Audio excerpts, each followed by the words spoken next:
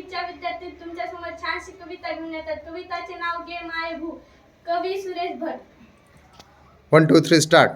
घे माय भू तुझे मी आवाज मोठा. पांग सारे आणि आरतीला हे सूर्य चंद्र तारे. घे माय भू तुझे मी फेडीन पांग सारे आणि आरतीला हे सूर्य चंद्र तारे. आई तुझ्या पुढे मी आहे अजून ताना, शब्दात सोड माझ्या आता हळूच पाना. आई तुझ्या पुढे ही माझी व्यथा कशाला, जेव्हा तुझ्यामुळे या जन्मास अर्थ आला. घे माय भू तुझे मी फेडीन पांग सारे आणि आरतीला हे सूर्य चंद्र तारे. मी पाय धूळ घेतो जेव्हा तुझी जराशी, माझी ललाट रेषा बनते प्रयाग काशी.